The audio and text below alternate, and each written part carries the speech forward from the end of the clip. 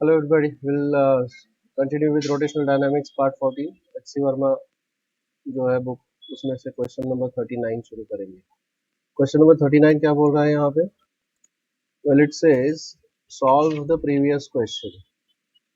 ये problem solve करना है अपने को. Solve this previous question.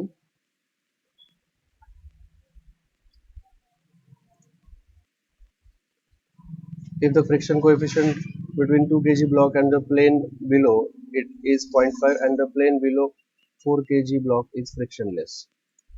दोबारा आ जाते हैं वहीं पे. ये डायग्राम अगर हम ड्रॉ करें तो 38 वाला डायग्राम है, उसी को मैं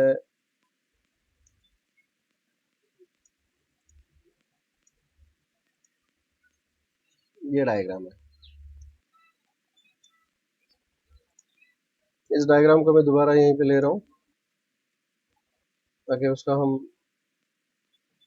एनालिसिस कर सके तरीके से.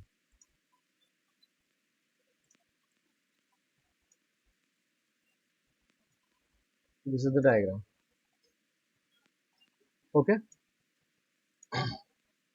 Okay, let's start now. तो यहाँ पे उन्होंने बताया है कि the frictional coefficient for the different, एक फ्रिक्शन लेस है और दूसरा फ्रिक्शनल कोएफिशिएंट उन्होंने बताया अपने को.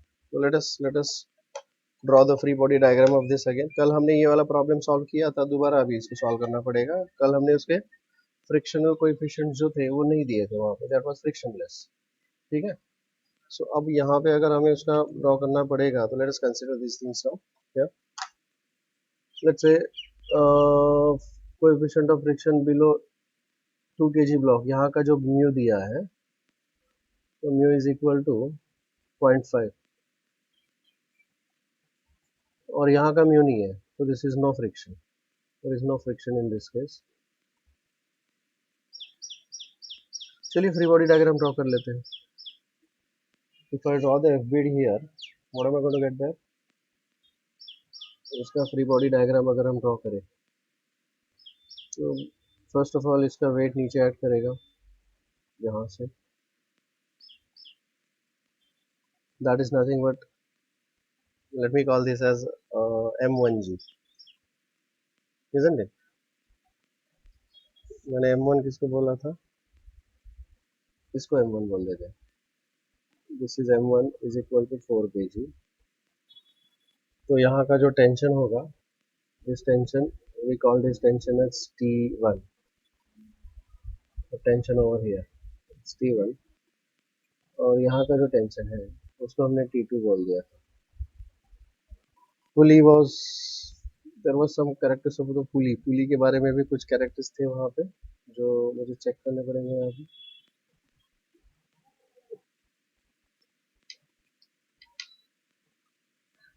पुली radius 10 centimetre, I is equal to 0.5 kg.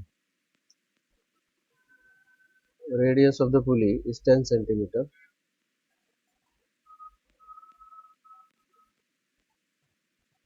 I is 0.5 kg meter square. So this is the data given. अगर इसके फ्री बॉडी डायग्राम्स हम ड्रॉ करना शुरू कर दे, पहले ये होगा weight acting vertically downwards. So this is M1G. यहाँ पे लिख देते. और इस वेट का जो अभी कंपोनेंट्स होंगे, दो कंपोनेंट्स इफ आई शो, ये होगा उसका पहला component.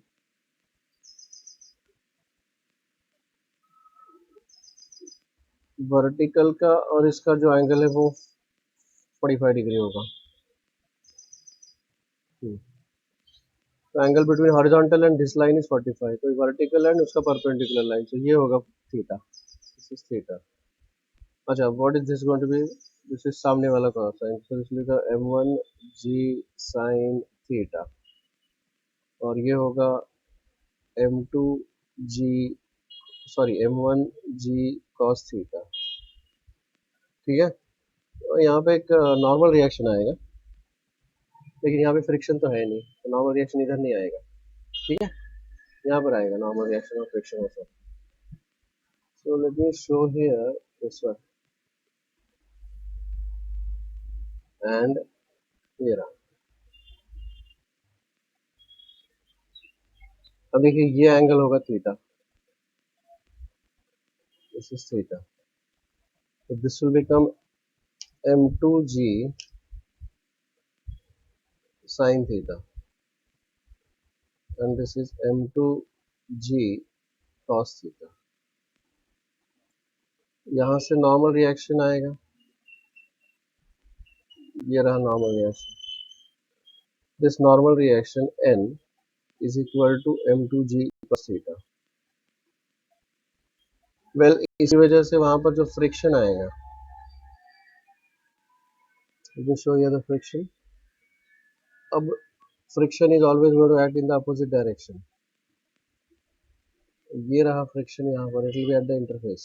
This is the friction and the value of that friction is mu.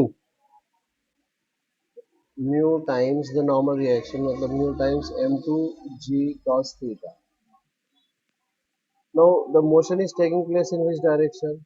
Motion जो है यहाँ पर फ्रिक्शन नहीं है, तो ये जो ब्लॉक है वो ऐसा नीचे जाएगा, पुली के ऊपर ये ऐसे घूमेगा और ये ब्लॉक जो है वो उस तरफ चला जाएगा, तो this is the direction of motion, isn't it? तो अब यहाँ पर इसके लिए अगर मैं फ्री बॉडी डायग्राम के लिए अगर इक्वेशन लिखूं, इक्वेशन ऑफ मोशन, तो यहाँ पे लिख दूंगा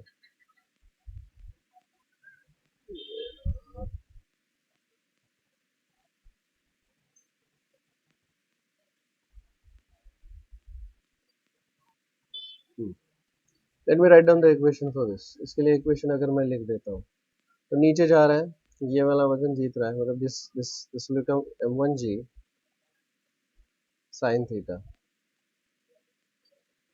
minus t1, this is the effective force and that force is equal to ma, m1a, ऐसा बनेगा, ठीक है? Let me call this as equation number 1, ये रहा इक्वेशन नंबर 1। इसका इक्वेशन क्या बन जाएगा? ये जो दूसरा है इसका इक्वेशन अगर मैं लिखूं, तो ये वाला फोर्स जीत रहा है, मतलब T2 जीत रहा है, सो T2 माइनस इन दोनों का एडिशन, m2g sin थीटा,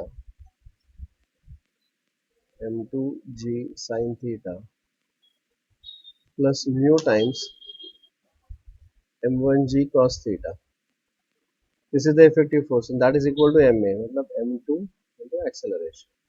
तो ये रहा हमारा दूसरा वाला इक्वेशन, सेकंड इक्वेशन। और तीसरा इक्वेशन इधर मिल जाएगा, देखिए यहाँ पे तीसरा इक्वेशन क्या होगा, T1 माइनस, देखिए इसके लिए एक ही इक्वेशन लिखना है, tau is equal to I alpha. Torque क्या है, इसके लिए टॉर्क क्या होगा, यहाँ पर T1 जीत रहा है, T1 माइनस T2, क्योंकि ये ऐसे घूम रहा है, तो it is T1 minus T2, this is the force and that force is acting at a radius of इतने रेडियस पर, that is equal to R is equal to I into alpha. Now it is the pure rolling motion, so A is equal to R alpha, so alpha is equal to acceleration upon radius. तो इस equation को मैं दोबारा लिखना चाहूंगा refine करके, तो T1 minus T2 is equal to I a upon r square, ये हो गया हमारा तीसरा इक्वेशन, थर्ड इक्वेशन। अब मुझे बस तीनों को ऐड करना है, let me add all these three equations, adding all these three equations क्या मिलेगा, by equation 1 plus 2 plus 3 क्या मिल जाएगा, if I'll add these three equations, चलिए लिखते हैं यहाँ पे, it is m1g sin theta minus t1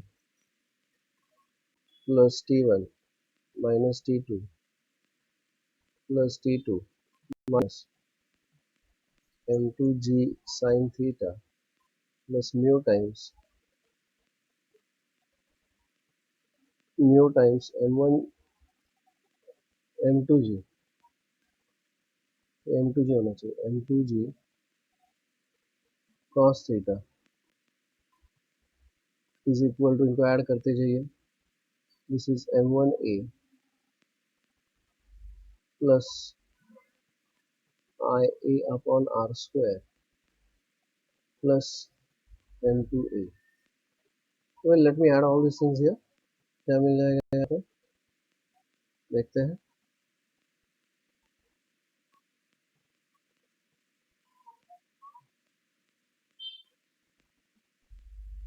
Let's see what we get there. तो यहाँ पर T1 कैंसिल होगा, minus T1, T2 minus T2 cancel हो जाएगा, and this will give me what, M1G sin theta,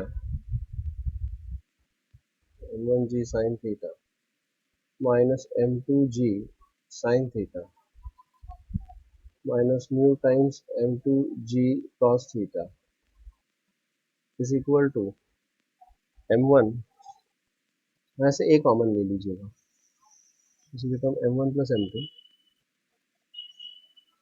plus I upon R square. Okay, well substitute कर लेते हैं. M1 is 4 kg. अब यहाँ पर देखिए G sin थीटा या G cos थीटा, ये जो है this is 4 G, M1 is 4 G sin theta is 1 upon root 2 minus M2, it's 2 G 1 upon root 2 minus mu कितना दिया है जी यहाँ पे, mu is 0.5, so this is 0.5 into M2 is 2 into G cos theta is 1 upon root 2 is equal to acceleration, this is 4 plus 2 is 6 plus I कितना था 0.5 है, I is equal to 0.5 और R का वैल्यू है 10 centimetre मतलब 0.1 metre, तो R square हो जाएगा 0.01. तो अब इसको मैं इसमें से G अपॉन रूट 2 कॉमन आएगा, ब्रैकेट के अंदर आएगा 4 minus 2 is 2, 2 minus 1 is 1, 4 minus 2, 2 minus 1 is equal to, this will become 1 2 50, 50 बनेगा ना ये, 1 2 50 plus 1, so this is 56A. कैलसी please. So what is A is equal to, G is 9.8 upon root 2 into 1 upon 56. देखिए क्या होता है ये, so that will be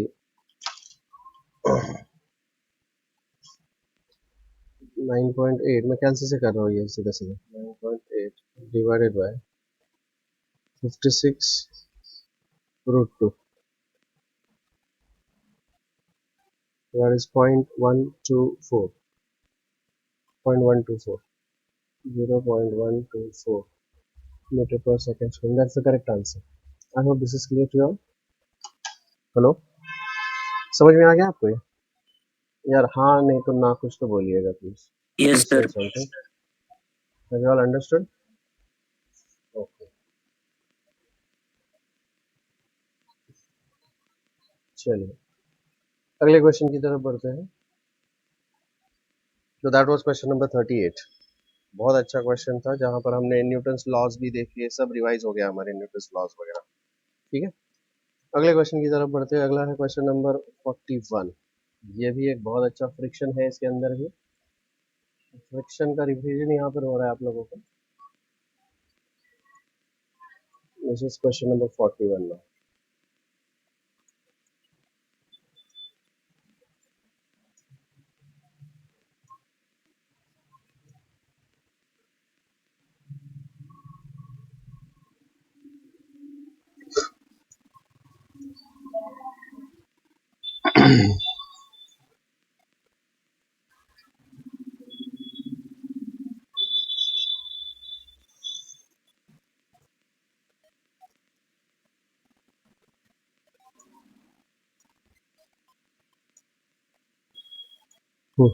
क्या दिया है जी क्वेश्चन, देखिए. दिस है a uniform ladder of length 10 meter and mass 16 kg is resting against a vertical wall making an angle of 37 degree.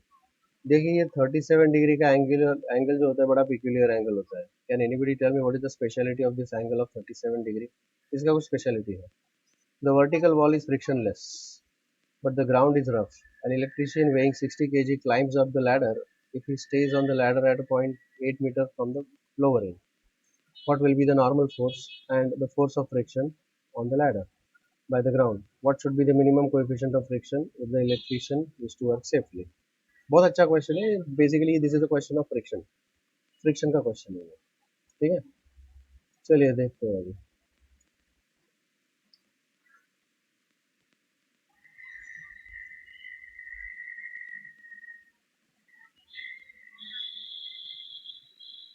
I'll draw the diagram first of all. The diagram draw कर लेते हैं.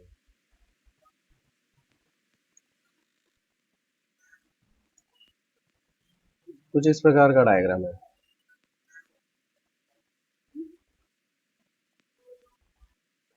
चलो, आपने मुझे कुछ बताया नहीं कि भाई 37 डिग्री का क्या क्या सिस्टम है ये. What is it for 37 degree? This angle is 37 degree. तो आपने कुछ बताया नहीं मुझे. Yes, hello hello. ये लैडर है. This ladder is 10 metre. The length of this ladder is 10 metre. यहाँ से लेके ये जो है दिस इज 10 मीटर.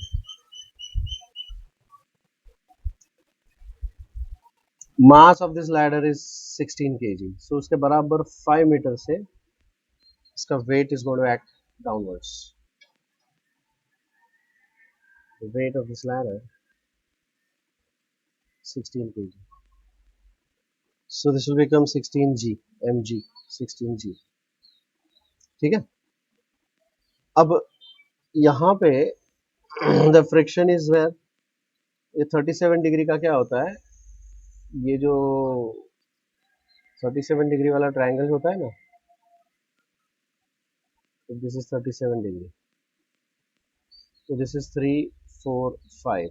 ये है स्पेशलिटी 37 डिग्री का. Theta is equal to 37. समझे, इस प्रोपोर्शन में होता है ये. तो ये 3 4 5 नहीं है, 6 8 10 में होगा. isn't it right? अगर ये 10 मीटर है तो naturally this is 6 metre and this is 8 metre. ये तय है, दिस इज फिक्स्ड, क्योंकि ये 37 डिग्री है. तो ये आपको पता होना जरूरी है. तो vertical wall is frictionless, so there is no friction here. There is no friction at this point. Let me call this as this is ABC. A B C something like A B C. This point is G. Electrician है यहाँ पर. Electrician climbs, his weight is 60 kg. If he stays on the ladder at a point 8 metre from the lower end. यहाँ से 8 metre की दूरी पर यहाँ पर इलेक्ट्रिशियन है. This electrician is over here. So he is working on this ladder. And he is at what distance? He is at a distance of 8 meters from the lower end. यहाँ से ये distance जो है वो 8 metre है.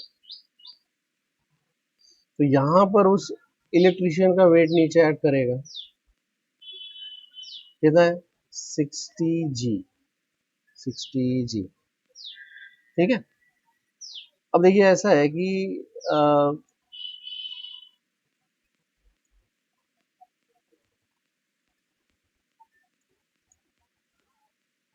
There is no friction here but there is friction here. यहाँ पर friction है.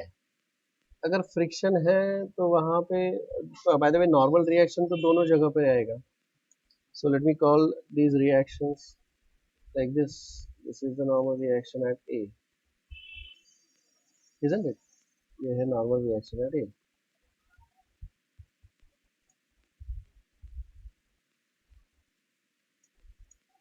उसी प्रकार यहाँ पर भी नॉर्मल रिएक्शन एट बी आएगा. Let me show that normal reaction at B. ये है नॉर्मल रिएक्शन एट बी. इन रिएक्शंस को मैं नाम दूंगा R1 एंड R2. लेकिन यहाँ पर रिएक्शन के साथ साथ ना what is the tendency of इसका मोशन का टेंडेंसी कैसा है. ये जो लैडर है, ये लैडर इस तरफ स्लिप होने की कोशिश करेगा. This is the tendency of motion. तो फोर्स ऑफ फ्रिक्शन इससे बराबर एग्जैक्टली अपोज करेगा. I repeat, the force of friction is going to oppose it. So force of friction कहाँ पर और कैसे एक्ट होगा? Force of friction going to act like this, ये है force of friction. Okay, this is the force of friction. This force of friction is given by mu r2. Force of friction F is equal to mu times r1, तो ये r2 होगा ना, this is r2 and this is mu r2. mu r2. Is that clear to you all? ठीक है. So these are all the forces acting here and यहाँ पर ये equilibrium में होना चाहिए. तो उन्होंने क्या क्या पूछा है? What are the normal force from the lower end? What will be the normal force and the force of friction on the ladder by the ground? मतलब पूछा क्या है? ग्राउंड के यहाँ पर नॉर्मल फोर्स मतलब R2 एक पूछा है, frictional force by the ground मतलब F पूछा है. What should be the minimum coefficient of friction for the electrician to work safely? अब शायद यहाँ पे वो मिनिमम कोएफिशिएंट ऑफ फ्रिक्शन उन्होंने पूछा है. They have asked the minimum coefficient of friction. तो पहले इस कोएफिशिएंट ऑफ फ्रिक्शन के साथ हम काम करना शुरू करेंगे, उसके बाद फिर मिनिमम वाला भी देख लेते हैं क्या करेंगे. Is this okay? So let's work it out now. अब देखिए यहाँ पे अगर इसने सेफली काम करना है, मुझे R2 चाहिए ना, R2 is equal to 16G. देखिए फॉर इक्विलिब्रियम, कौन सा equilibrium? For translational equilibrium. Translational equilibrium summation of all the forces in y direction is equal to 0 and summation of all the forces in the x direction is equal to 0. देखो y direction में कौन कौन से forces है? which all forces are there in the y direction? बताइए please. ये देखिए ये एक R2 है y डायरेक्शन, 16G है और ये एक है. बाकी कोई फोर्स नहीं है y डायरेक्शन वाला. तो आई डायरेक्टली से हियर और मुझे R2 चाहिए. सो साइन कन्वेंशन होता है positive in the upward direction, तो R2 is positive minus 16G minus 60G is equal to 0 and therefore R2 is equal to क्या आएगा? 76G मतलब 76 into 9.8. So that will be my first answer. Comes out to be 745 Newton, जो भी कुछ है. तो पहला आंसर मुझे मिल गया. दूसरा उन्होंने फ्रिक्शनल फोर्स पूछा है. फ्रिक्शनल फोर्स के लिए मुझे यहाँ पे R1 summation of forces in the x direction, so ये वाला पॉजिटिव, तो दिस इज पॉजिटिव. F मतलब mu R2 और ये नेगेटिव आएगा because it is towards left, so minus R2 R1 is equal to 0. तो जो फ्रिक्शनल फोर्स है यही है frictional force. This is the frictional force is equal to R1. तो ये मुझे पता करना पड़ेगा. How do I find out R1 now? तो रोटेशनल इक्विलिब्रियम मुझे कंसीडर करना पड़ेगा. यहाँ पर ट्रांसलेशनल इक्विलिब्रियम में समेशन एफ एक्स और समेशन एफ वाई मैंने यूज कर लिया. अब मैं रोटेशनल इक्विलिब्रियम की बात करूंगा. सर से for rotational equilibrium, for equilibrium rotational क्या है? For rotational equilibrium summation of moments of all the forces about any point is equal to 0.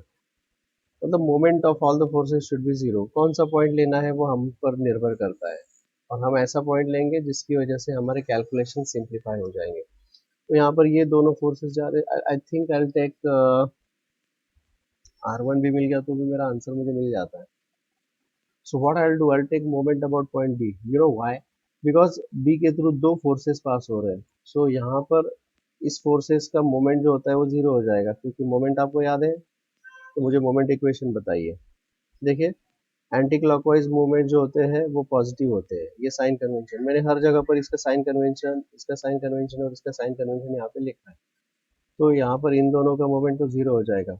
अगर मैं इसकी बात करूँ ये वाला फोर्स, तो दिस फोर्स इज, ये देखिए ये है 5. अगर ये है 5 तो this will be 3 and this distance is 4. ये जो डिस्टेंस है ये 4 बन जाएगा. ठीक है. अब ये जो फोर्स है whatever this force, इसकी वजह से यहाँ का मोमेंट क्लॉकवाइज होने वाला है. isn't it? ये फोर्स है और ये है उसका perpendicular distance, this is the perpendicular distance. तो इसका मोमेंट क्या हो जाएगा बताइए मुझे, what will be the moment of this. इसका मोमेंट हो जाएगा minus minus this is 16g into 3, ठीक है। उसी प्रकार अगर मैं इसका भी लिखूं तो ये है, ये देखिए 8 ये दिख रहा है 8, लेकिन ये परपेंडिकुलर डिस्टेंस ये होगा, समझ में आ गई बात। This is seen to be 8।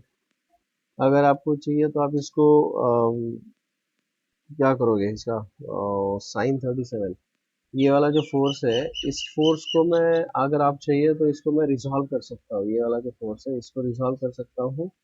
उसका एक कंपोनेंट ऐसा होगा और दूसरा कंपोनेंट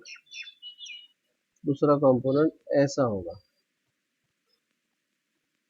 ये देखिए अगर ये 37 है तो ये भी 37 ही आएगा।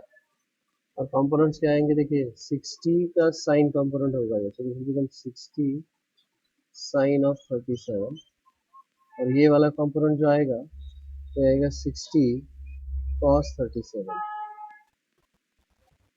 Cos of 37। तो साइन और कॉस 37 मैंने आपको यहाँ पर दिखा दिया है कि अगर ये ऐसा है तो what will be sine of 37 degree, sine theta that is sine of 37 is, theta का अपोजिट साइड इज 3/5 होता है, एंड अकॉर्डिंगली cos थीटा और cos of 37 is equal to 4/5 होता है। तो let me just substitute here. देखिए इसका जो मोमेंट आएगा,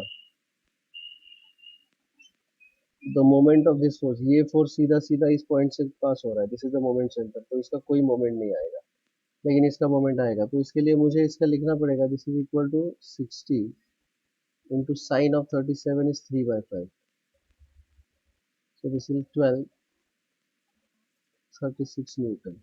सो दिस फोर्स इज 36 न्यूटन और इसका परपेंडिकुलर डिस्टेंस 8 है। यहाँ पर मुझे डायरेक्ट डिस्टेंस मिल रहा था, यहाँ पर मुझे 8 का उसको कन्वर्ट करना डिफिकल्ट हो जाता है, इसके लिए मैंने इसको ऐसे रिजॉल्व कर लिया। Have you understood this. इसका भी मैं रिजॉल्व कर सकता था, लेकिन यहाँ पर मुझे पता है कि ये 5 है, ये 3 है, ये 4 है, ये मुझे पता था, इसके लिए मैंने ऐसे कर लिया। Is that understood. सो अभी इसकी वजह से जो मोमेंट आएगा, गौर से देखिए, इसकी वजह से, क्योंकि अगर ये मोमेंट सेंटर है तो इसकी वजह से जो भी कुछ आएगा it will also go in the clockwise direction. तो इसका मोमेंट हो जाएगा minus minus 36 Newton, this is 60 ना, 60 जी, तो 36 जी हो जाएगा, ये जी 36 जी, so this will become 36 g into the perpendicular distance of 8 metre, ये हो जाएगा minus.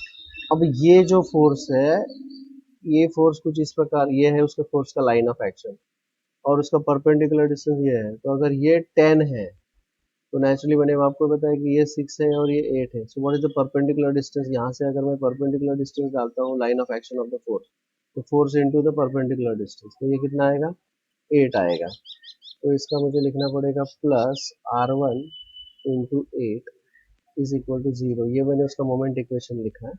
So what will be r1 into 8 is equal to 16g, so this is 48, this is 48 plus, so 288g, so this will ultimately give me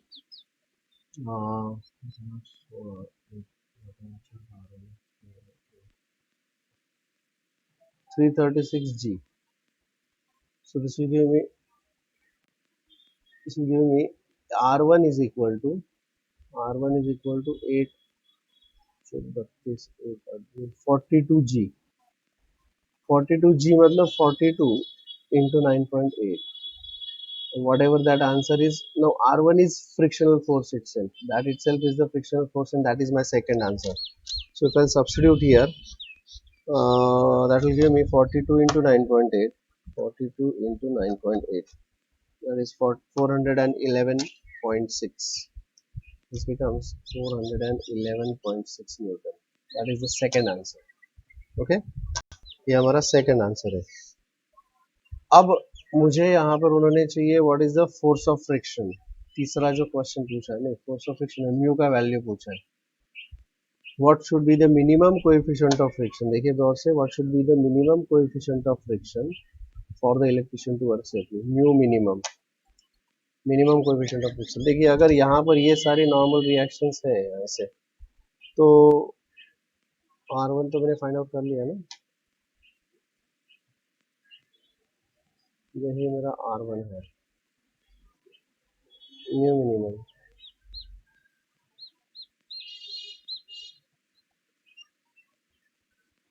जो भी कुछ reaction आ रहा है यहाँ पे, जो भी कुछ रिएक्शन आ रहा है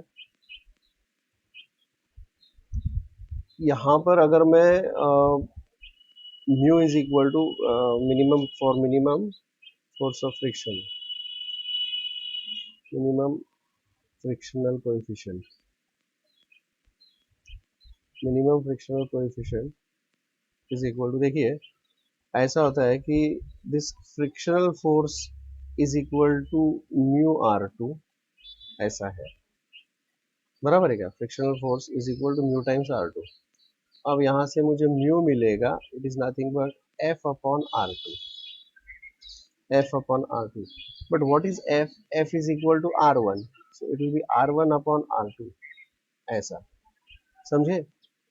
तो मिनिमम फ्रिक्शनल कोएफिशिएंट मुझे यहीं से मिलेगा, so let me just substitute that R1 is equal to 411.6 and R2 that I have calculated is 745।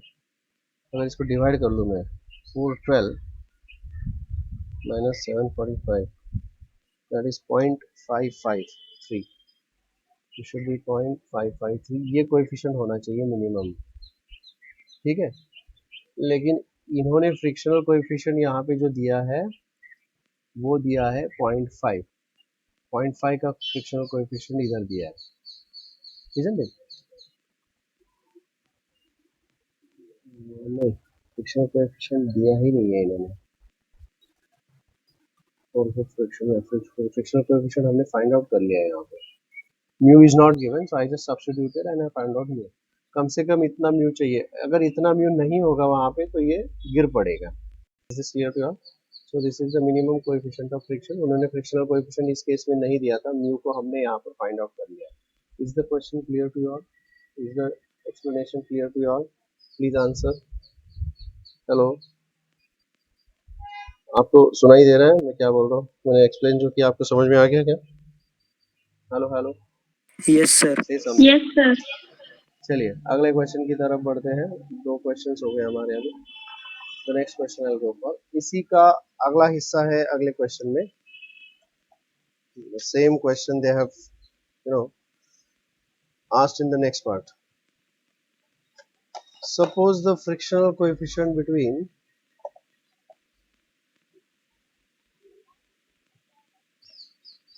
अब देखिए इन्होंने यहाँ पे क्या दिया है, अगला 42 वाला क्वेश्चन में सॉल्व करने वाला हूँ।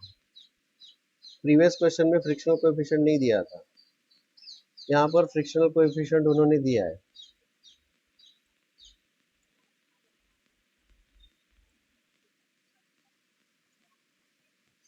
Suppose the frictional coefficient between the ground and the ladder of the previous problem is 0.540.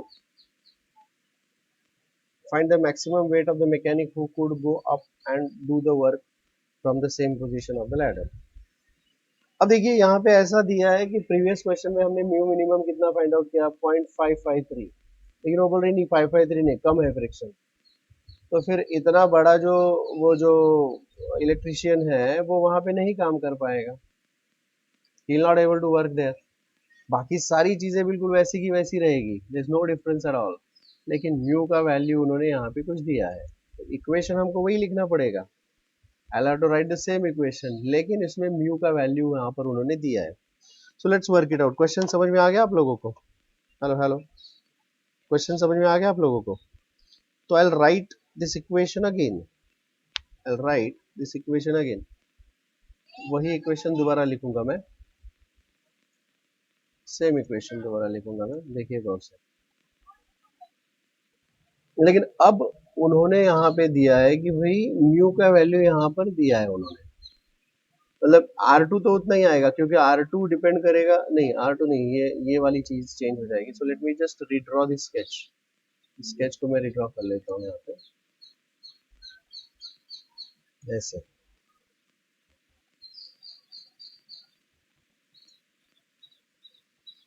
अब की बार उन्होंने क्या बोला है कि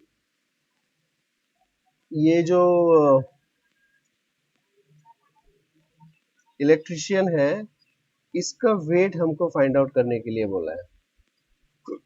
उसका वेट हमें पता नहीं है, तो let me call this weight is mass is m, तो mg हो जाएगा, इजंट इट। अच्छा, उस हिसाब से पहले उन्होंने 60 किलो का बोला था वो इलेक्ट्रिशियन है कि अब, लेकिन उसका मास मुझे पता नहीं है, तो I will say this is mg, this is mg, ठीक है। बाकी ये भी चेंज हो जाएगा, 60 नहीं होगा यहाँ पर, mg होगा, यहाँ पर भी चेंज हो जाएगा, so this will become mg 3/5 something like this, ठीक है। और यहाँ पे मुझे उसका f का वैल्यू बता दिया है, म्यू का वैल्यू बता दिया, mu is 0.54, this is 0.54 into R, ये है फोर्स ऑफ फ्रिक्शन। तो let me rewrite let me rewrite the moment of equation, ये जो moment equation है, so I'll write down moment equation for equilibrium। मैं डायरेक्ट moment equation लिखता हूँ, देखिए उससे क्या होगा मैं आपको बता रहा हूँ। अगर मैं moment, if I'll take the moment about this, तो I'll get an equation ना, यहाँ पे मुझे दो unknowns मिल जाएंगे, I'll get the two unknowns ना। moment equation बाद में ही लिखना पड़ेगा मुझे, या देखते हैं। फॉर इक्विलिब्रियम, पहले मैं ट्रांसलेशनल इक्विलिब्रियम का इक्वेशन लिखता हूँ, तो ट्रांसलेशनल इक्विलिब्रियम का इक्वेशन होगा summation F Y in Y direction is equal to 0। तो एफ वाई में क्या क्या है देखिए, यहाँ पर R2 है plus R2 minus 16G minus mg, समझे, is equal to 0। Alright, then तो ये है पहला इक्वेशन मेरा, ठीक है। Summation F X is equal to 0,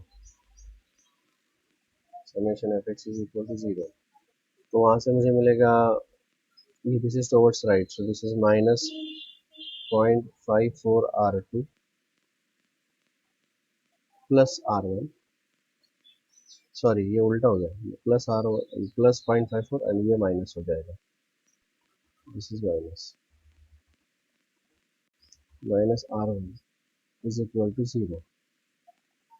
और तीसरा मोमेंट इक्वेशन लिखना चाहूंगा मैं, summation of moments,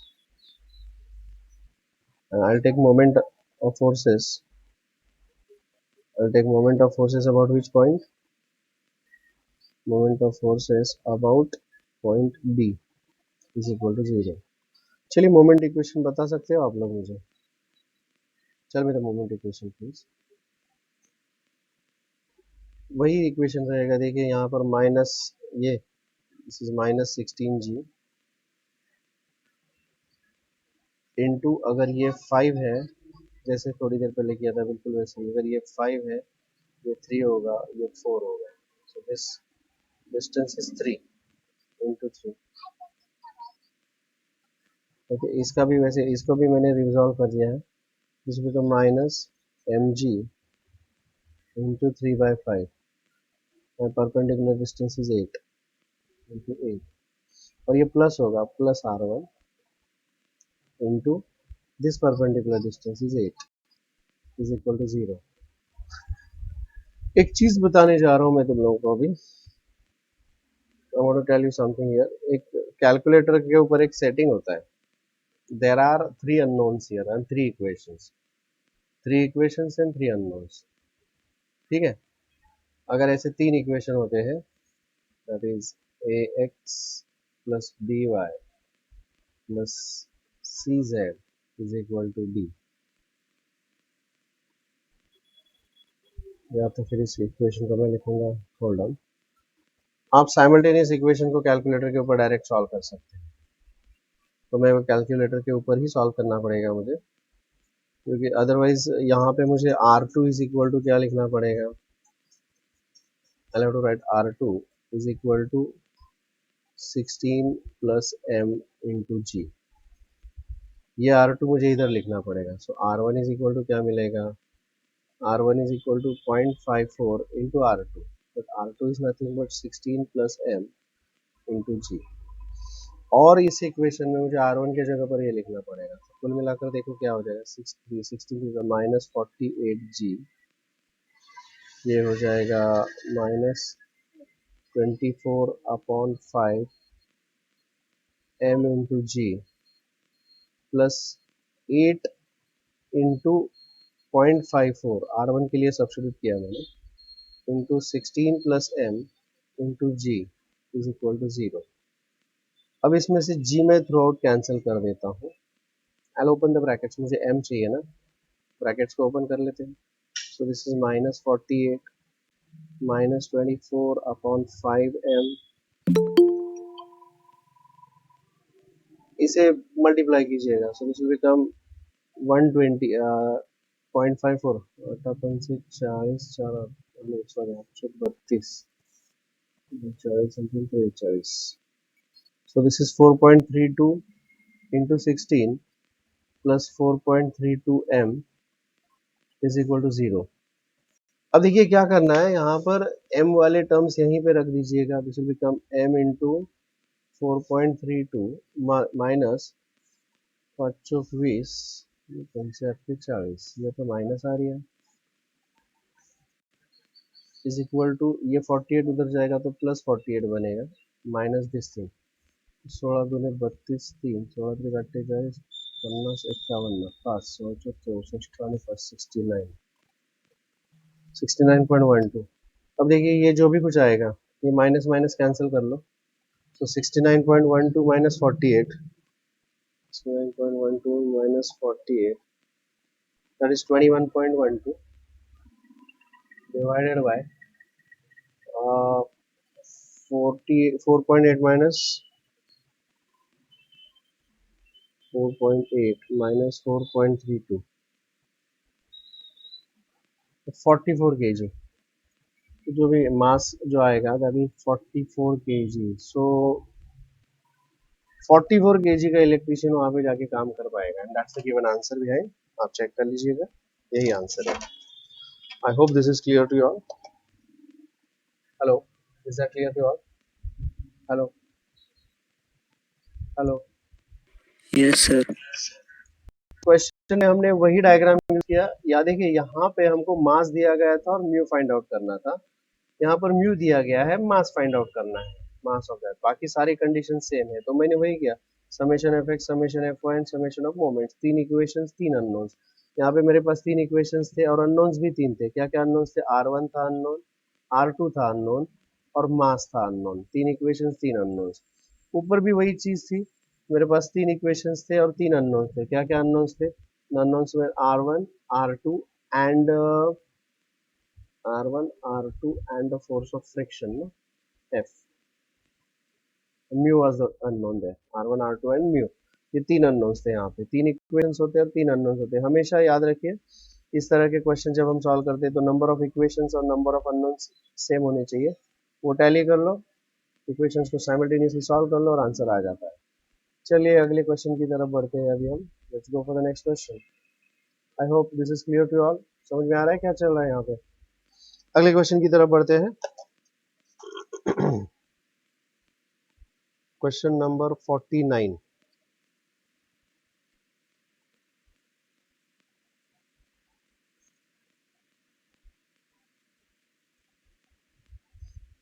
Now this is the concept of reduced mass। चलिए देखते हैं।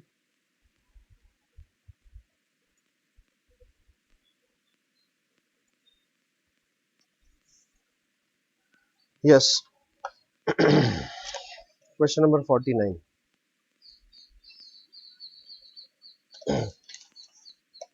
क्या दिया है देखिए यहाँ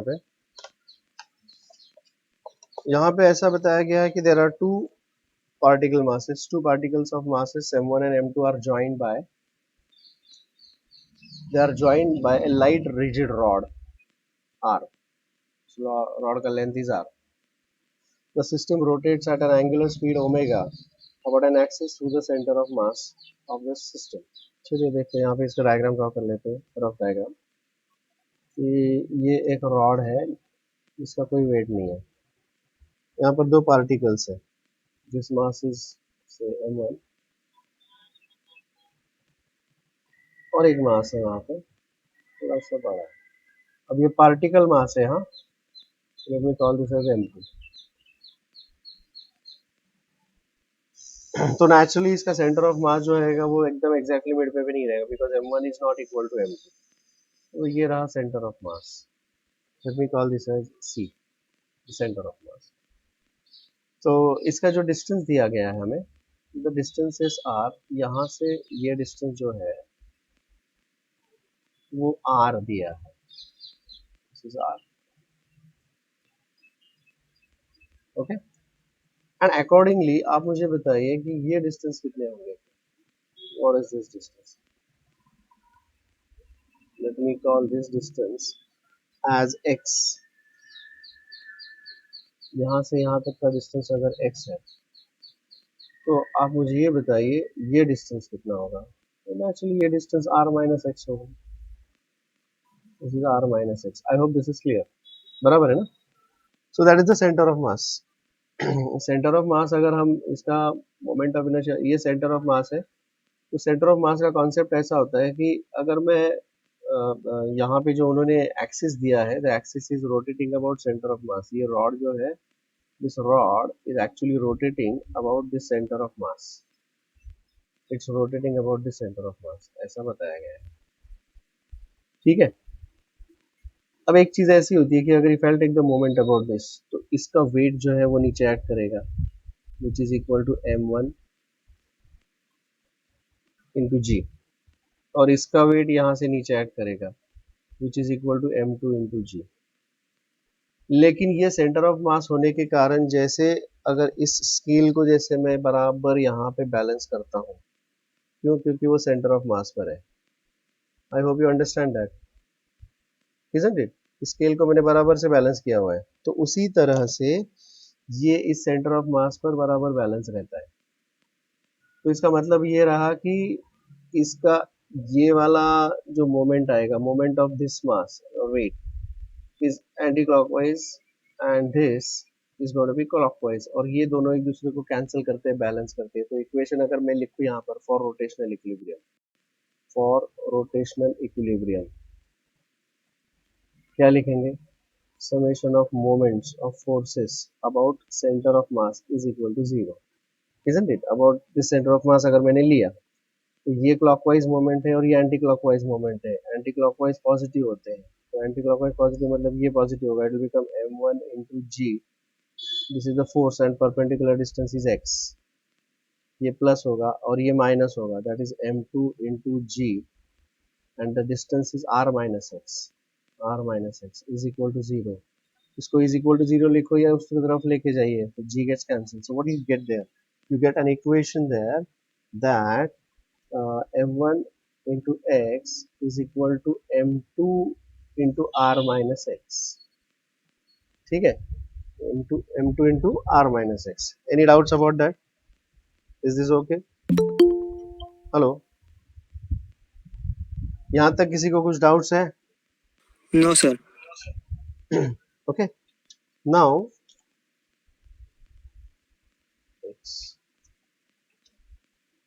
अगर ये ब्रैकेट्स ओपन कर लूँ मैं, what am I going to get there.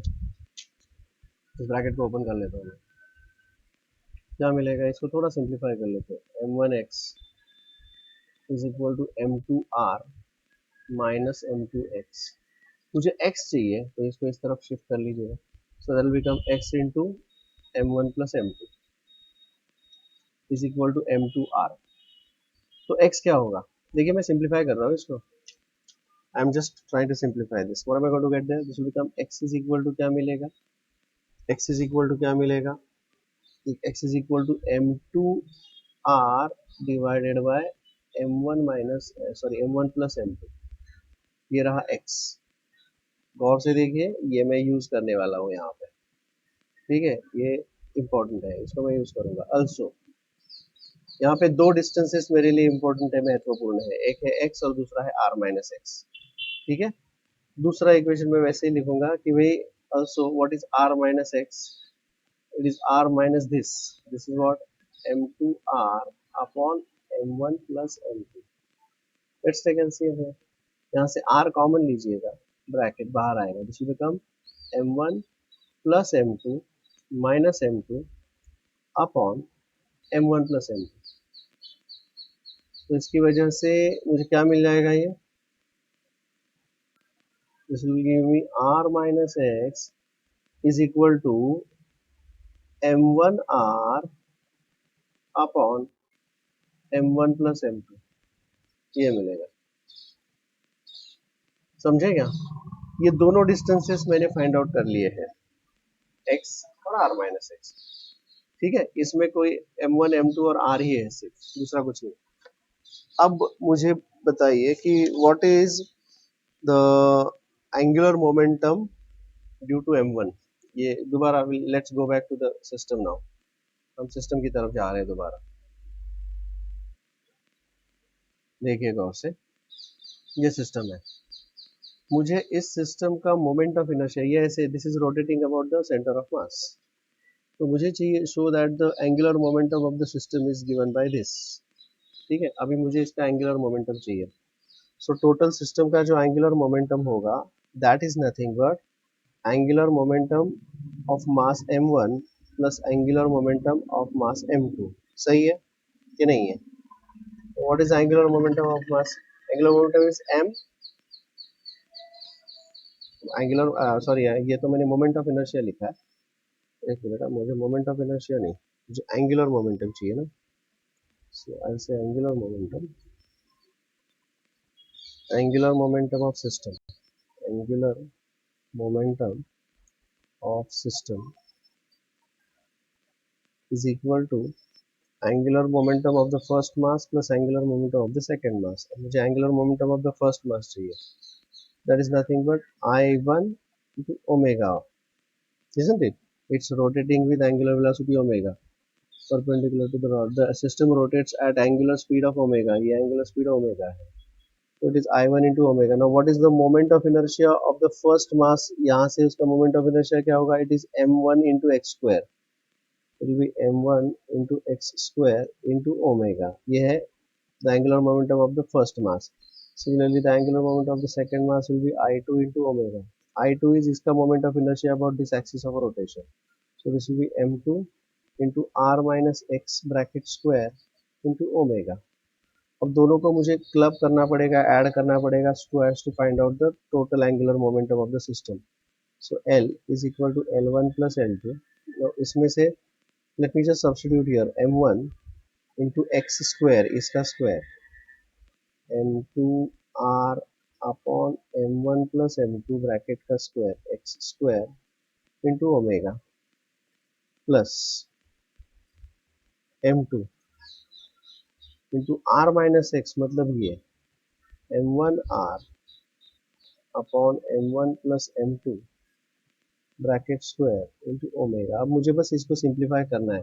इन्होंने क्वेश्चन में बोला है, क्वेश्चन में इन्होंने क्या बोला है, they say show that the angular moment of the system is given by L is equal to mu r square omega, where mu is reduced mass of the system given by this. तो ये जो expression अभी मैंने लिखा है, मुझे इसको बस सिंप्लीफाई करना है। So what will be L is equal to, कुछ कॉमन आ रहा है यहाँ पे मेरे ख्याल से, r स्क्वायर ओमेगा, अब ये सब कॉमन आएगा। देखिए क्या कैसे आएगा, what is this going to be, this will become m1 m2 square r square omega divided by m1 plus m2 bracket square plus m1 square m2 into r square into omega divided by m1 plus m2 bracket square. कुछ common आएगा यहाँ से, बिल्कुल आएगा मेरे ख्याल से, m1 m2 r square omega, ये कॉमन आएगा, m1 m2 r square omega numerator से, डिनोमिनेटर से आएगा m1 plus m2 bracket square, और इधर क्या आएगा, देखिए इधर बचेगा m2 और इधर बचेगा सिर्फ m1, और वो डिनोमिनेटर के साथ उड़ जाएगा, तो क्या बचेगा यहाँ पर, what will be L is equal to m1 m2 upon m1 plus m2 into are square omega. अब देखिए, there is a concept called as reduced mass. अगर two particle masses are there, तो उसका जो रिड्यूस्ड मास होता है, reduced mass M R is equal to product of the masses m1 into m2 divided by sum of the masses m1 plus m2। इसे कहते हैं reduced मास, लेकिन इस रिड्यूस्ड मास को उन्होंने इस क्वेश्चन के अंदर म्यू बोला है। So this bracket is mu, and therefore this is equal to mu r square omega, that is the angular momentum of the system. This is mu r square omega, total angular momentum of the system. I hope this is clear to you all. Hello, is that clear to you all? The question is that clear to you all? क्या ये सबको समझ में आ गया? Hello, Yes, sir. समझ में आ गया सबको? Great. अगले क्वेश्चन की तरफ बढ़ते हैं. Let's go for the next question now. That is question number 50. 50 easy question है, इजी है बट इंटरेस्टिंग है, इसके लिए मैं सॉल्व कर रहा हूँ।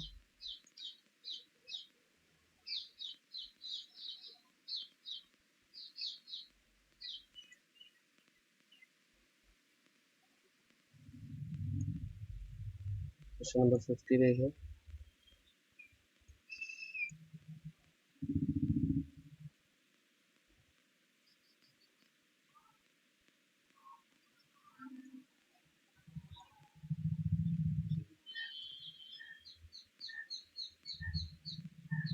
क्या दिया है क्वेश्चन, पढ़िए।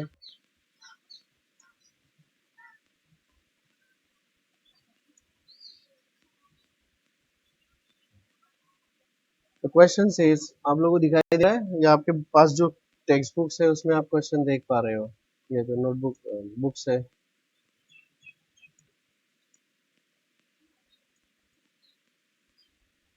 देखिए, अ डम्बल कंसिस्ट ऑफ, देखिए क्वेश्चन नंबर 50, अच्छा क्वेश्चन है, it's a good question. A dumbbell consists of two identical small balls of mass half kg each, connected to the two ends of 50 centimeter long light rod. Light rod का मतलब क्या होता है? Light rod का मतलब होता है mass of the rod is to be neglected. Mass of the rod is to be neglected. तो ये एक डम्बेल है, this is consisting of, this is a rod, और वहाँ पे दो rods हाफ के जी के ये लगा दिए हैं यहाँ पे।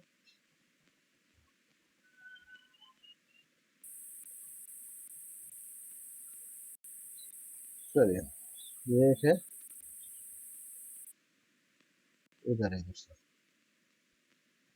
ठीक है। पॉइंट मासेस ही कंसिडर करेंगे इसको हम लोग। Okay, it is 50 centimetre long, 50 centimetre मतलब 0.5 metre, the distance between this two is 50. Alright, half kg each, so m is equal to 0.5.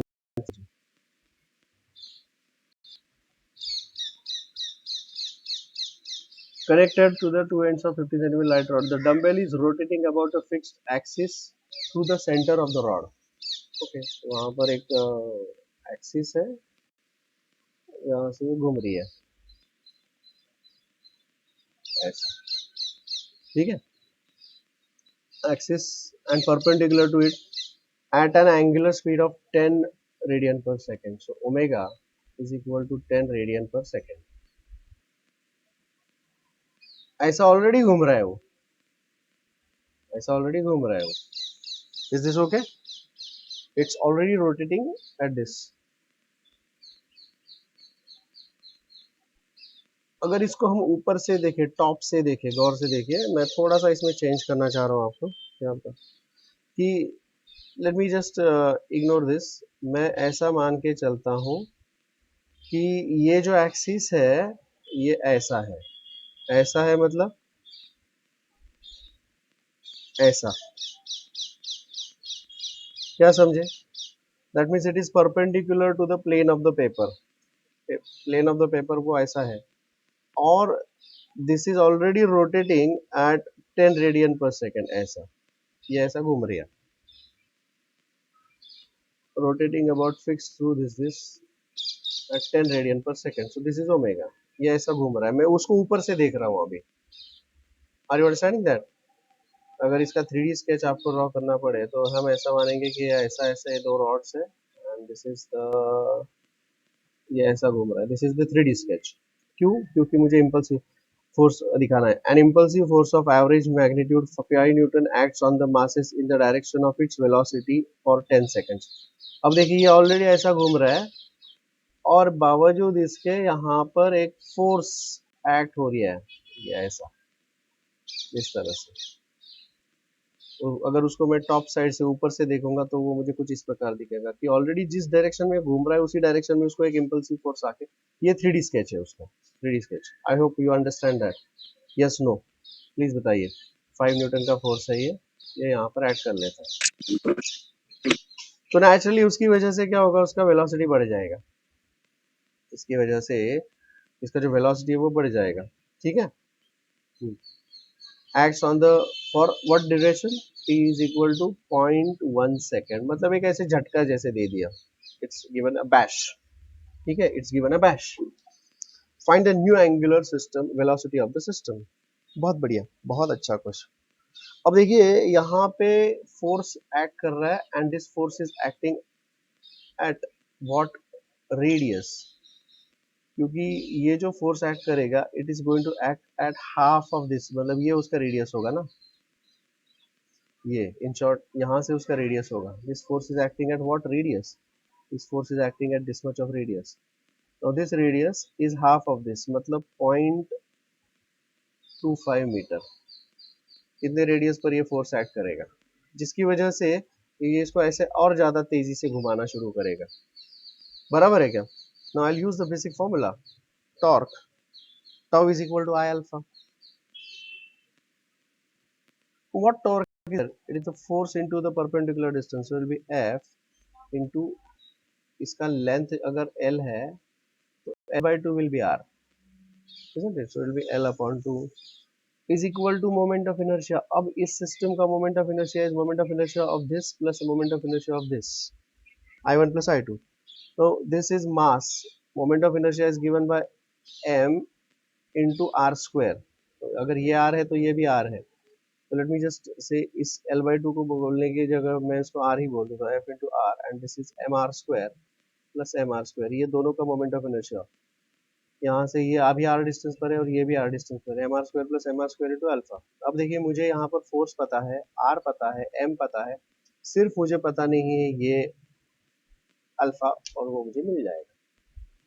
So what will be alpha is equal to this force, force कितना है 5 Newton का है, radius कितना है 0.25 है, divided by mass कितना है 0.5, तो this is 2 times 0.5 into are square 0.25 का स्क्वायर, दिस इज अल्फा। इसमें से एक 0.25 कैंसिल हो जाएगा, बराबर है क्या, 5 टू द 10, तो 1 ही हो जाएगा। Now this is 500 upon 25, 20 20 radian per second square, ये है angular acceleration, 20 radian per second square. अब मैं सिंपल सा फॉर्मूला यूज करूंगा, omega 2 is equal to omega 1 v is equal to u plus a t alpha t. ये समझ में आ गया formula? You understand this formula, v is equal to u plus a t. देखिए मुझे इसका पहला वाला ओमेगा 1 तो पता है, बस मुझे सब्स्टिट्यूट करना है इसमें। ओमेगा 2 मुझे फाइंड आउट करना है, find the new angular velocity. New angular velocity का मतलब क्या होता है भाई, ओमेगा 2 पूछा है इन्होंने, सिंपल, तो बस सब्स्टिट्यूट कर लीजिएगा, omega 2 is equal to omega 1 is 10। अब ये एंगुलर एक्सेलरेशन होगा क्योंकि ये बढ़ा रहा है स्पीड को, तो this become 20, and this is taking place for, this is happening for 0.1 second, so this will become 2, so this will be 12 radian per second is the new angular velocity of the rod, 12 radian per second, and that's the answer. This was easy actually, बहुत अच्छा question था, easy था ये। I hope this is clear to you all. I hope this is clear to all. पता नहीं तुम लोगों को समझ में आ रहा है प्लीज? हाँ ना, कुछ तो बोलो, बोलो हाँ या ना। अच्छा, मेरी आवाज आ रही है तुम लोगों को? तो Yes, sir. Yes, sir. चलिए अगले क्वेश्चन की तरफ बढ़ते हैं। Yes, go for sir. The next question. Question number 54। Question number 54।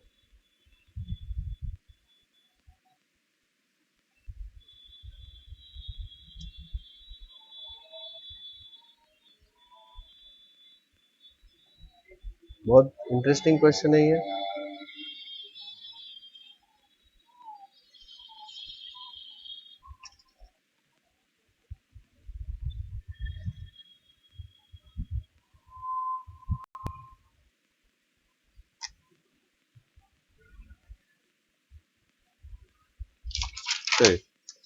Question number 54 की तरफ पढ़ते हैं। क्या दिया है क्वेश्चन यहाँ पे?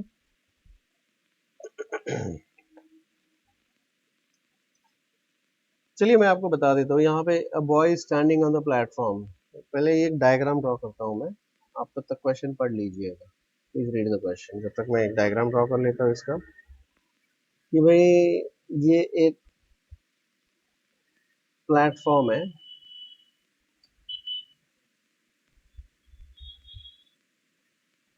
इस प्लेटफॉर्म के ऊपर एक लड़का खड़ा है, ठीक है। लड़के के हाथ में है छाता,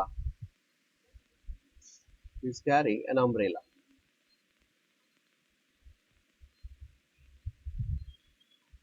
उसके हाथ में छाता है, ठीक है। अब लड़का, boy and platform, and this is umbrella. गौर से देखिए, ठीक है। ऐसा दिया है, boy standing on a platform which is free to rotate about its own axis. तो ये घूम सकता है प्लेटफॉर्म अपने हिसाब से, ठीक है, लेकिन घूम नहीं रहा है। The boy holds an open umbrella in his hand. The axis of umbrella coincides with that of the platform. इन सबका एक्सिस सेम है, ठीक है। The moment of inertia of the platform boy system, I, याद रखिए, और platform plus boy, I for platform plus boy system is given to be 3 into 10 raised to minus 3 kg meter square. This is I for the platform plus boy. दोनों का मिला के इसलिए मैंने black colour का दिखा दिया है. And I for the umbrella. And that of for the umbrella is 2 into 10 raised to minus 3 kg meter square. Whatever. ठीक है, ये दोनों दिया है. अब बिलाल तो कुछ नहीं, boy is simply standing there. अब क्या हो रहा है? A boy starts spinning the umbrella about axis at angular speed of 2 revolutions per second. Boy इसको घुमाना शुरू करेगा, इस अम्ब्रेला को। ये जो बॉय है, he will start rotating that umbrella like this. किसी भी एक डायरेक्शन में वो घुमाना शुरू कर देगा। समझो कि वो ऐसा घुमा रहे हैं. It is omega 1. It is omega 1. And what is that? Is equal to 2 revolutions per second. Whatever, 2 revolutions, n1 होगा, revolutions per second, ठीक है। With respect to himself, खुद से वो ऐसे घुमाने की कोशिश करेगा. Find the angular velocity imparted to the platform. इस वजह से प्लेटफॉर्म में क्या चेंज या बदलाव होगा, ये आप लोग मुझे बताइएगा. To make you think easier and better, आपको एक इसी तरह का जो प्रैक्टिकल लाइफ में आपने शायद एग्जाम्पल देखा होगा, वो मैं आपको बता दूं. कि समझो यहाँ पर एक बोट है, पानी के अंदर है वो बोट, ठीक है. And there is a boy who is standing here. पानी के अंदर बोट है. अगर ये जंप मारेगा पानी में, what happens to the boat, ये आप मुझे बताइए. What happens to the boat, ये यहाँ पर पुश करके आगे जंप मारेगा, तो इज इट नॉट नेचुरल कि इसकी वजह से ये पीछे की तरफ चला जाएगा boat. Boy is having mass m, boat is having mass m, तो ये अगर उस तरफ, इस तरह के लीनियर मोमेंटम के प्रॉब्लम्स हमने देखे हैं, कंजर्वेशन ऑफ लीनियर मोमेंटम. यही चीज हम यहाँ पर देखने वाले हैं, but this is angular momentum, this is angular momentum. तो अगर अम्ब्रेला को ये बॉय इस तरफ घुमाएगा तो बॉय और प्लेटफॉर्म वाला सिस्टम जो है वो अपोजिट डायरेक्शन में घूमेगा, रोटेट होना शुरू हो जाएगा। अगर वो एंटी क्लॉकवाइज घुमा रहा है तो this will tend to go in the clockwise direction. Is this explanation clear to everybody? My question is, क्या ये जो एक्सप्लेनेशन मैंने आपको दिया है वो समझ में आ गया आपको? यस और नो, प्लीज Yes, से sir. यस और नो। Yes, अगर sir. आपको समझ में आ गया है तो मैं आगे बढ़ता हूँ मेरे आगे के Yes. एक्सप्लेनेशन के लिए, क्योंकि आगे के एक्सप्लेनेशन के ऊपर, इसके ऊपर ही आगे का आपको एक्सप्लेनेशन समझ में आएगा या तो नहीं आएगा, जो भी है। I hope this is clear to you all. अब अब देखिए, वो अगर अम्ब्रेला को एंटी क्लॉकवाइज घुमाएगा तो बॉय और प्लेटफॉर्म सिस्टम जो है वो उल्टे दिशा में घूमेगा, और इनका एंगुलर वेलोसिटी में ओमेगा 2 पकड़ूंगा या कंसिडर करूंगा। I consider omega 2 is the angular velocity. अब देखिए, there is no external torque involve, so conservation of angular momentum आएगा, कंजर्वेशन ऑफ एंगुलर मोमेंटम आएगा। मुझे ये बताइए, अगर ऐसा मान के चलते हैं, ऐसा मान के चलते हैं कि एंगुलर वेलोसिटी इसका जो है वो समझो कि 10 है, से फॉर एग्जांपल 2 दिया है लेकिन 10, या तो फिर ऐसा मान के भाई ये 2 है और इसका एंगुलर वेलोसिटी अगर ये 0.5 है।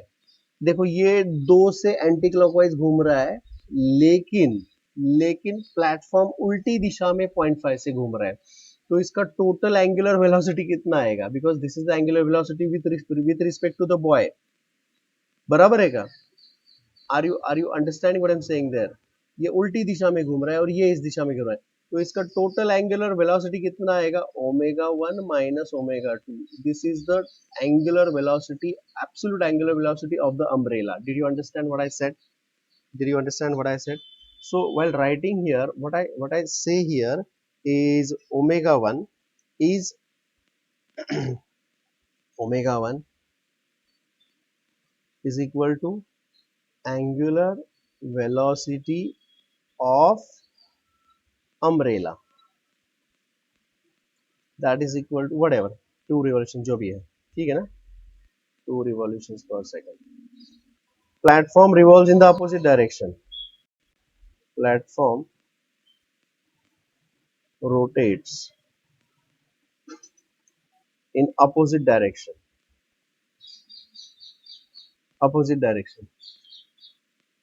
and therefore ओमेगा 2, तो इस वजह से उसका जो एंगुलर वेलोसिटी होगा वो माइनस होगा angular velocity omega, isn't it? What is omega 2 here? Omega 2 is the angular velocity of platform plus buoy system, जो कि अपोजिट डायरेक्शन में जा रहा है, तो वो माइनस ओमेगा होगा। समझ में आ गई बात? तो जैसे कि मैंने आपको बताया कि भाई अगर ये 2 है और ये माइनस, ये 2 है और ये माइनस 0.5 है, तो इसका कुल मिलाकर 2 माइनस माइनस 0.5 ऐसा आएगा। सो what I say here, please try and understand what I am trying to tell you here is therefore absolute angular velocity of umbrella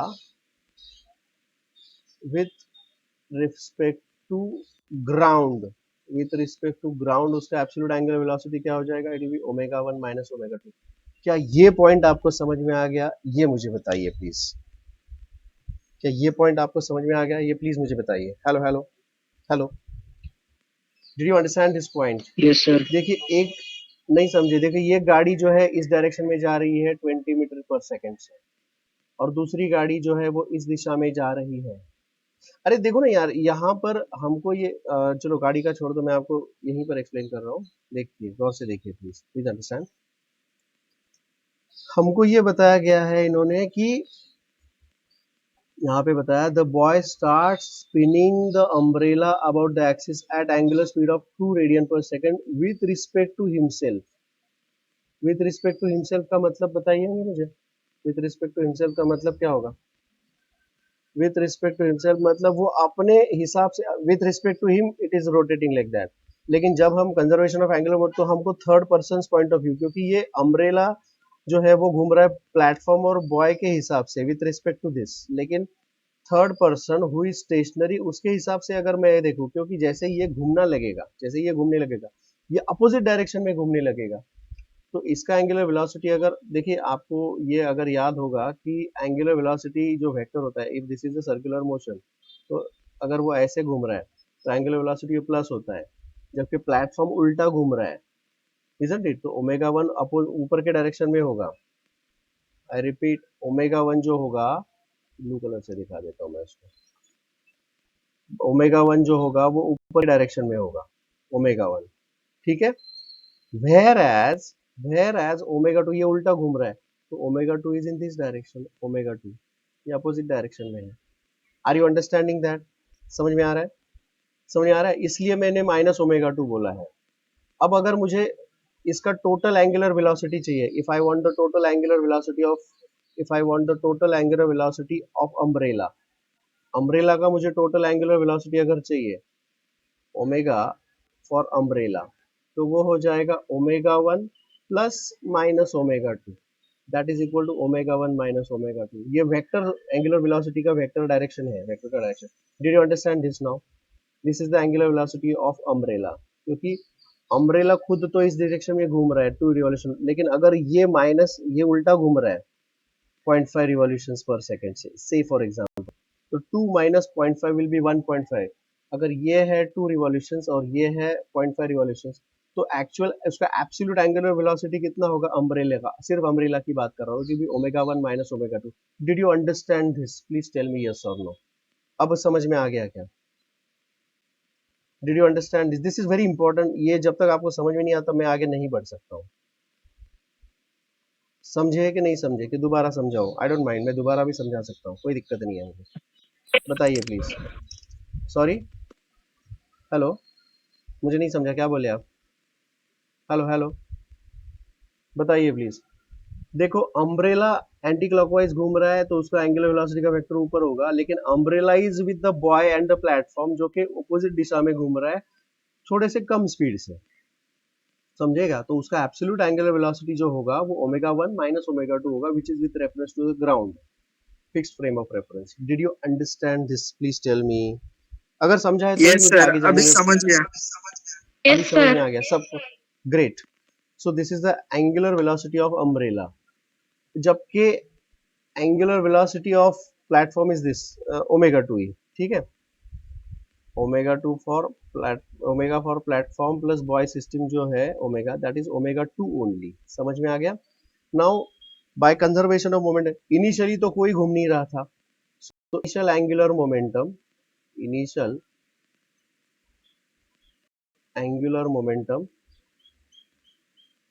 is equal to final angular momentum, final angular momentum.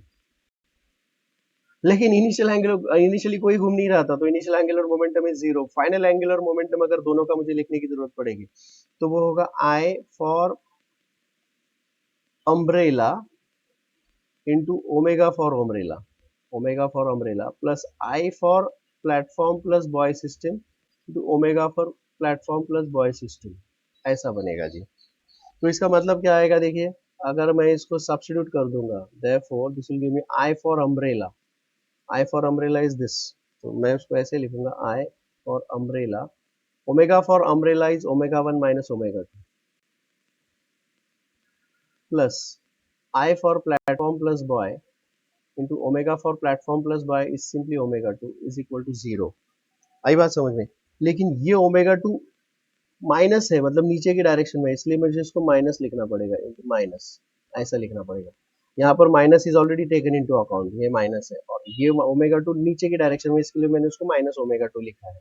समझ में आ गई बात? अब मुझे बस इसको simplify करना है जी, I just need to simplify this, इसको मुझे बस सिंप्लीफाई करना है, सॉल्व करना है।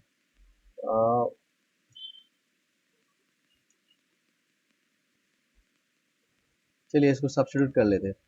Now what is I for umbrella? I for, ये माइनस ओमेगा टू है ना, माइनस ओमेगा टू इसको माइनस बना देगा, जो कि उस तरफ चला जाएगा।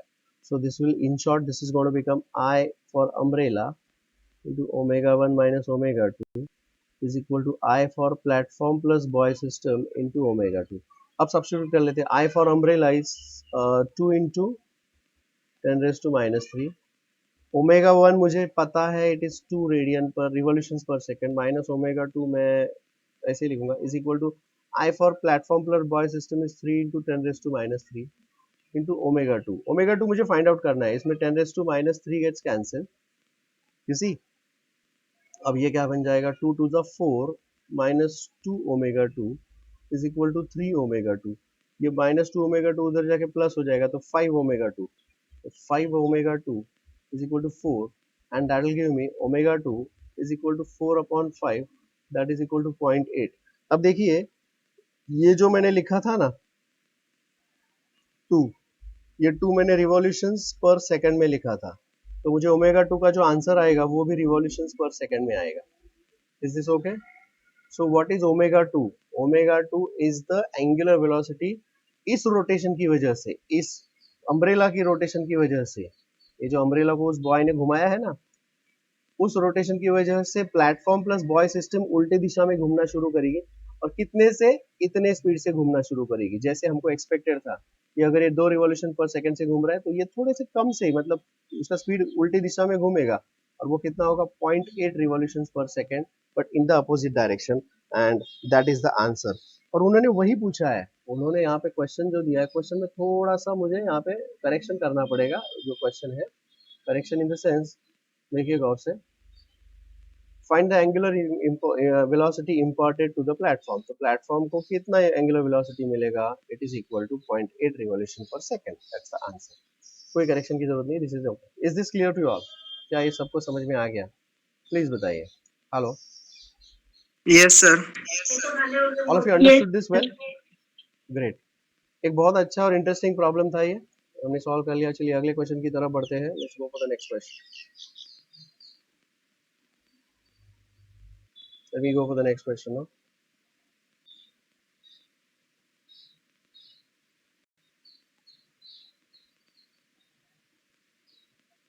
So that was question number 54.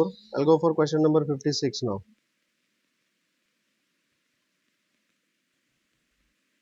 Question number 56.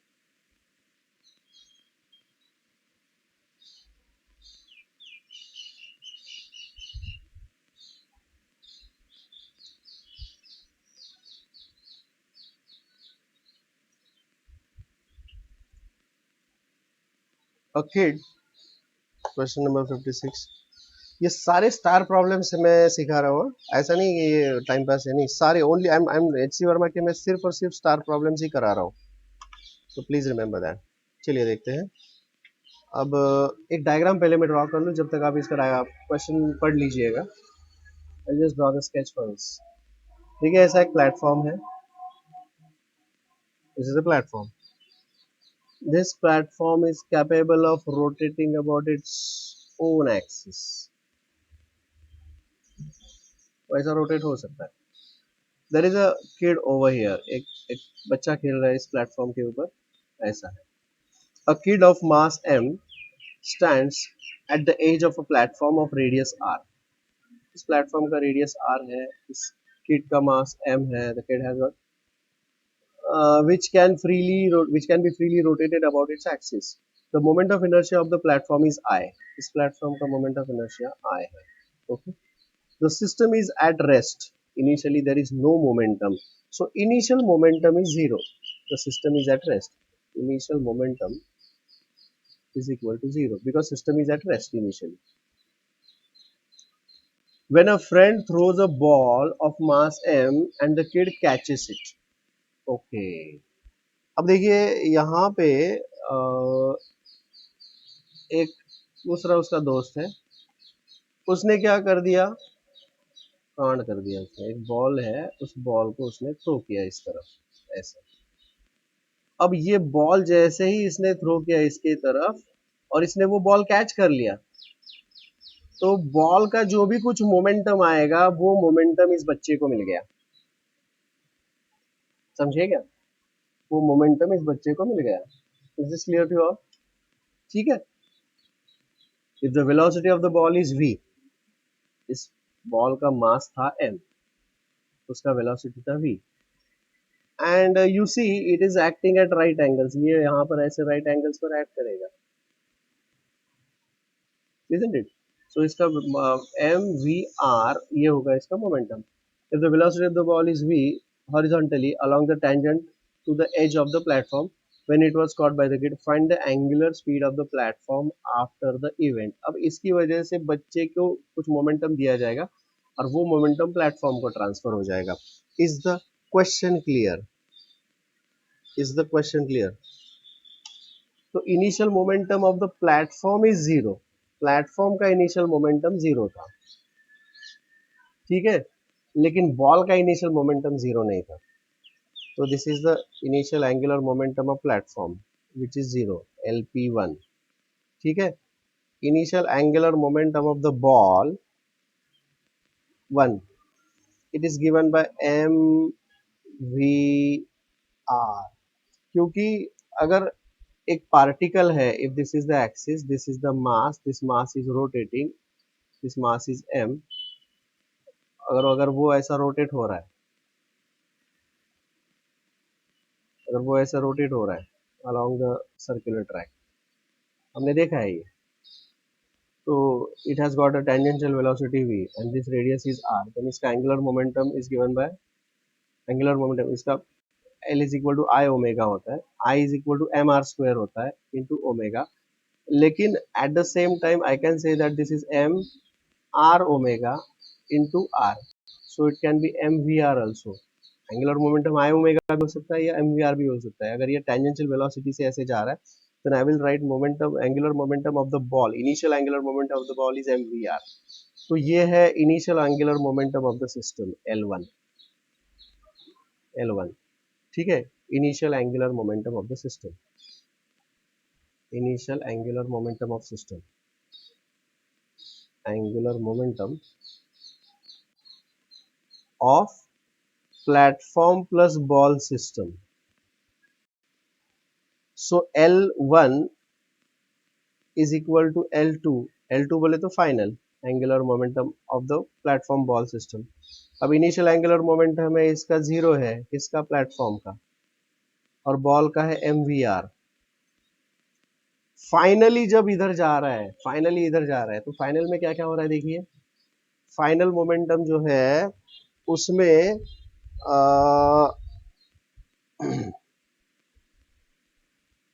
इसमें platform plus ball plus kid, इन तीनों का मोमेंटम होगा, इन तीनों का moment of inertia into omega, क्योंकि तीनों एक साथ, क्योंकि बॉल इस बच्चे के पास जा रहा है और पूरा सिस्टम एंगुलर वेलोसिटी ओमेगा से घूमेगा, और ये एंगुलर वेलोसिटी ही अपने को पूछा गया है. Now this is equal to I into omega. तो प्लेटफॉर्म का जो मोमेंट ऑफ इनर्शिया वो तो आई है, बॉय का मोमेंट ऑफ इनर्शिया होगा mr स्क्वायर, बॉय का भी और बॉल का भी, तो this will become small mr square plus capital mr square, ये हो जाएगा. Is this clear? अब मुझे ओमेगा चाहिए, ये तो जीरो है, चलिए इसको जस्ट सब्स्टिट्यूट कर लिया. So what will be omega is equal to mvr divided by I plus m plus capital mr square. ये होगा the answer. This is the answer.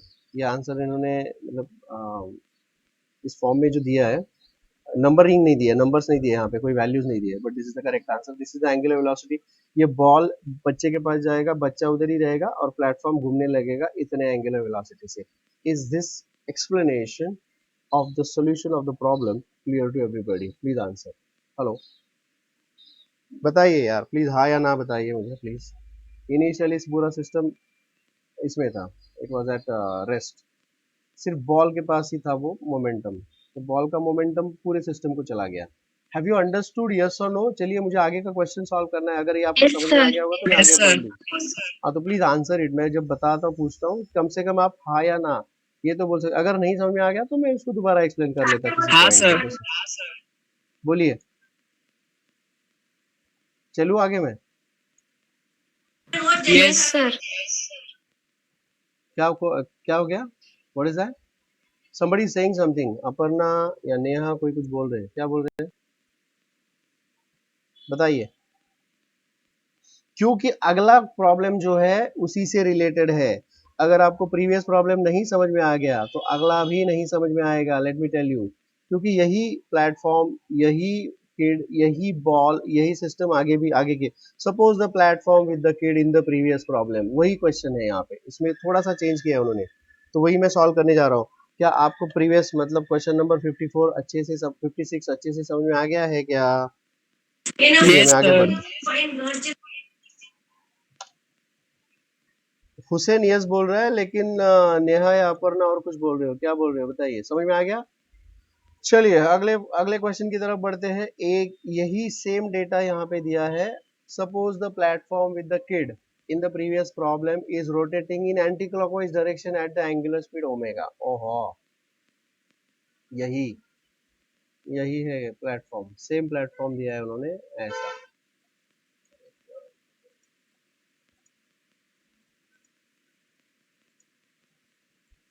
ये जो प्लेटफॉर्म है, this is rotating in anti clockwise direction, anti clockwise direction में वो घूम रहा है कितने स्पीड से? ओमेगा से, ठीक है। The kid starts walking along the rim, ये बच्चा इधर है, इधर है वो। He starts walking along the rim with speed v relative to the platform, platform के ऊपर वो वेलोसिटी v से, also in the anti clockwise direction. अब ये बच्चा भी इसी डायरेक्शन में चलना शुरू कर देगा,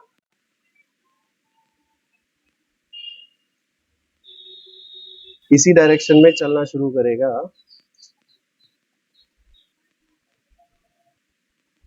विथ वेलोसिटी v, चलना उसने शुरू कर दिया विथ वेलोसिटी v, ठीक है। Find the new angular speed of the platform. चलिए बताइए, बहुत अच्छा क्वेश्चन है।